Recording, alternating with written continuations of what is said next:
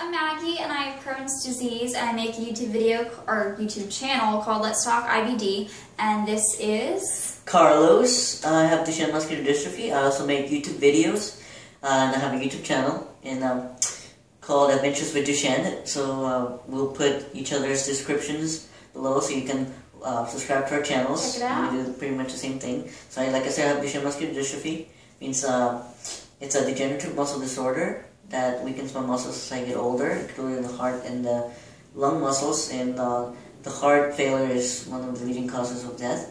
And but I don't let it control me. So I want to get on to the topic. Alright, today we are talking about Best Buddies, which is a club that is actually around the country, and it's basically a club where you pair up with somebody who has developmental or kind of mental problems, not in a negative way, something like Down syndrome, and you befriend them and you become their friend for a year, and it's really cool. And we just joined together this year, so we wanted to talk about the experience and try and get more people involved in it. Yeah, should we tell them our relationship first? Yeah, Maggie's my assistant / friend, so we're more like friends rather than an assistant. And we hang out, but I help them with some things. Some things, yeah, it's fine. So we're together on Friday, and it's usually on Fridays, so that's why we decided to do it together. Yeah. So she's around the time when she's with me. So this Friday was the first meeting. It's pretty much, it was like a game thing. You just get to talk to them, meet with them. And maybe meet your buddy. I actually met my buddy this time. We decided. And Carlos is still in search of his buddy. Yeah, because there were so many people, because my soulmate. Soul buddy. Yeah, soul buddy. So yeah, the kids are friendly. I like them. They were cool. They just went around, talked to people. Actually, Maggie and I were nervous. That's one of the things we were so nervous. We were just in the corner. We were like, what do we do? Yeah, we're looking okay, maybe we'll play cards. Maybe we'll watch everybody play like kickball or whatever. Yeah. So then, but actually, we didn't have to do that. All the kids went around talking to us. They shook our hands. There was actually this cute little girl. Her name was Brooke. She has Down syndrome. She came towards me and she shook my hand. I was like, what's your name? And she said, my name is Brooke. And she was very funny and stuff like that. So these kids are very funny. They have big personalities. I think they get your personality too. Their personality brings out yours. So if you're nervous, they like totally eliminate that. Yeah, and what I thought was ironic was that they confused me. Not just them, but also the volunteers confused me as being one of the buddies. But I tried to explain to them, I'm not. I'm here to help you. Yeah, and this is something I've gone through a lot in real life too. The people, because just because you're in a wheelchair doesn't mean you have a developmental or mental disorder. Again, not in a bad way. So yeah, don't be ignorant. Like we're all different. We're all different. So don't judge. That's kind of what I like worry about with Carlos. Like, yes, he's in a wheelchair and we can tell he has a physical disability, but a mental disability is not something you necessarily can see. So I don't like when people come up to him and treat him like, like he doesn't understand what's going on, because he completely does. So I think it's important with everybody you meet that you treat them exactly like you would anybody, like your best friend, because you don't know what's going on. If they don't understand what you're saying, then that means they tone it down, even if you know. Yeah. But if you don't, if somebody like me and people with muscular dystrophy usually don't have mental disabilities. Not in a bad way again. But anyways, it doesn't mean that, because we're all different, and we're just because you meet somebody in a wheelchair that also has a mental disability, it doesn't mean all are like that. Yeah. You might have your occasional one person, or you may have a person that walks and looks normal, and they may have a mental disability. And get to know them first, you know? Yeah. And I think you'll find that a lot of people who, yes, they have a developmental disability, they know a lot more than you think. An example of this could be autism. There are some kids, there's a spectrum of autism. There are some that are well functionable, that you can still talk to. You just have, because, what did I say about autism? They have some problems with emotional things and stuff like that, but they can still understand what you're saying and stuff like that. Yeah. But they just have a little trouble connecting with people. Then you have your extreme and the spectrum that are not functionable that they did. But definitely get to know them. And what was your favorite part? my favorite part was like them bringing out our personality. But there was one person I met, he didn't wind up being my buddy, but his name is Ryan, and he's deaf. And he came up to me with a sign language book and he started pointing out the letters to his name. And I realized, like, oh, he's spelling out Ryan. So I spelled out my name for him and I pointed to myself saying, you know, I'm Maggie. And he gave me a hug, and then he made fun of how short I was. Because he was like, I was like, thanks so much. Yes. But I think that was my favorite part because like later on that night, I wound up getting a call from a woman saying that she was a translator and she was going to translate the conversation. I had no idea. I'm like, who is this? And I realized maybe it's Ryan. So I asked the woman, is this Ryan calling me? And she said, you know, hold on a second. And then she told me, yes, this is Ryan. And apparently she was on Skype with him seeing what he was signing, and then she was on the phone with me, like, telling me what he was saying. So, coolest thing ever. I've never talked on the phone with somebody who's deaf. Insane. But I think that was pretty cool. I think my favorite part was just pretty much the kids. They were the buddies. The buddies. I keep calling them kids. I don't know. I'm so sorry.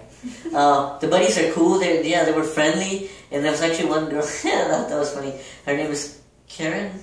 Karen, yeah. Yeah. She was telling us how she her volunteer, her peer buddy, was graduating, and then another volunteer came. Oh, was like, why don't you and Carlos become like buddies?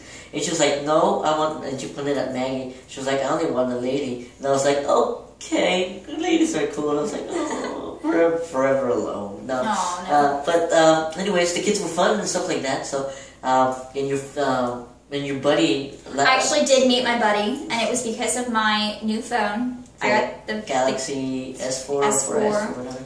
And he had the one before, the S3 or something. And he saw my phone, he took it from me. He's like, why is your phone so much bigger? This isn't fair. And then he showed everybody. He was really upset, and we wound up becoming friends. And then we're like, why don't we just be buddies? So here's actually a picture of us.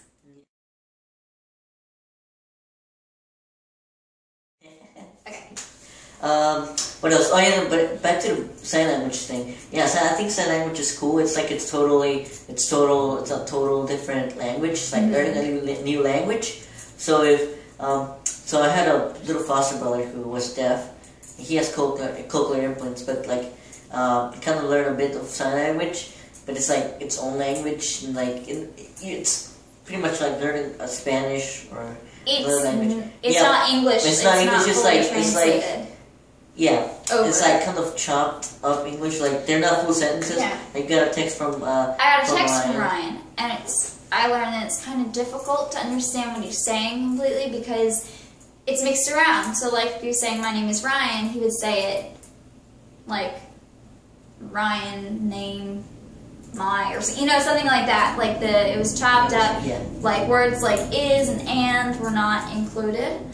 So I think sign language is revolved mainly around like subjects and verbs. Yeah, and just pretty much like communicating, it's conveying the main message. The main message, yeah. So like in English where you have to, get the tenses right and all that. Right, I don't think like that's. I don't know if they have tenses. We're they do, sure. But yeah, I'm not sure. So it's something maybe we can learn about. Yeah, but sign language is definitely something people should learn because like. They should, because it's like English. Everybody needs to know English to translate to. Yeah, I wish they could offer it. Yeah, offer it like that way. Because I'm sure the amount of deaf people is growing, and I'm sure because I don't want to mean, but our generation with our headphones, we're probably gonna have the deaf later on. Yeah. Yeah, deaf future. So that could be a benefit. So we were talking about disabilities because the phone keeps cutting off. So we've done this 3 times now. My phone doesn't have space on it. Okay, so if you see us speeding up a little bit.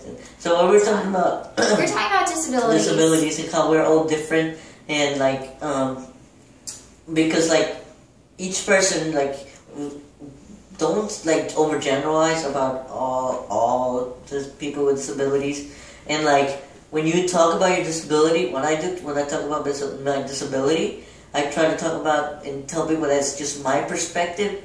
It's not everybody's perspective. Like another person with Duchenne muscular dystrophy may see things differently than I do, or do things differently than I do, and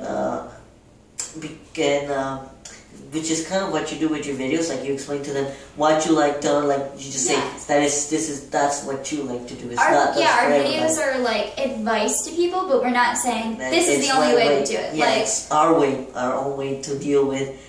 We're just trying to make our lives easier, which is how it works. Yeah, we're trying to offer people a way of doing things in case they're lost, but you know, everybody learns their own way. We're just trying to help, that's all, and you know, that's what we're getting at, because some people, I guess they have a negative view on, like, if you say do something this way. And they're like, oh, I don't like it this way. But yeah, it's a term like, and like, yeah, when you talk about your disability or something like that, don't say this is how you do it. Like, because one time when I was at church, my godmother, who's also my doctor, she showed a movie called Darius Goes West, which is about a guy who has Duchenne muscular dystrophy. His friends go out west. But anyways, we showed that movie, and then we had this guy come talk to us also, because we were my godmother and I were talking to kind of advocate about Duchenne muscular dystrophy. And then this other guy came in who's an advocate for, like, to make public things accessible. But the perspective that he was looking at it, because he was saying, you know, people with mental disabilities, we can move on, because he had bipolar. So he said we can move on, and stuff like that. But when my godmother and I didn't like this, he was just saying it from his perspective, from the perspective of a person with a mental disability in a good, and not in a bad, not in a bad way, like.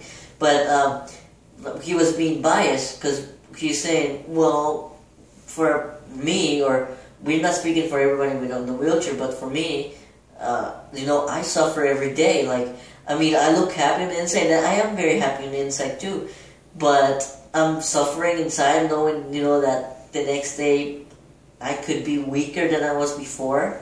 And so, like, you can't really say that's how you feel is how everybody feels. Yeah, like, just comparing us, like with Crohn's disease, you know that you can go into flares, you can go into remission at any point in your life. And yes, there's that fear that you could be sick tomorrow, but the thing is, with muscular dystrophy, it's a constant decline. And there is no, you know, I think maybe reversing, basically what you can do with Crohn's. So we can you can sympathize, because you know you're different and stuff like that, but you can't really like sympathize. You know what sympathize is pretty much like, you have similar things. You can kind of relate, but doesn't mean you can't empathize. Where you understand necessarily what they're saying. But like, I think when I'm talking with you and you tell me what's going on, like, I sympathize, but I know I don't understand. Like, you know, I want to, but at the same time, it's very hard to when you're not actually going through what he is. Like, I can see stuff from what I've been through, you know? So I think it's important to try and just listen. Just be there, support. That's a good quality to have if you're going to be a nurse, teacher, because that's what I want to do.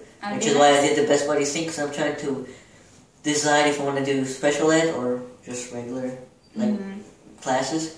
But anyways, so if you are going into those fields, and if you have a disability or something like that, or like, don't be biased, or Alright. Okay. Running out of time. So we're running out of time. Stupid phone. So we'll see you guys next. I don't know if you make another video. We're going to try to make a video. On the Acetique. Because that's where we're going together. We're going to the beach. October is a busy week. Month. Week. It's a month. It's a month. It's a month. You didn't know. So her family's coming for the Minecraft thingy. Boyfriend's birthday is coming up in October. We're going to Busch Gardens. She's going to we're going to Acetique. We're celebrating my birthday after. She goes with boyfriend to Busch Gardens. So we'll see you guys next time. Hope you guys have a good weekend, whenever we'll see you.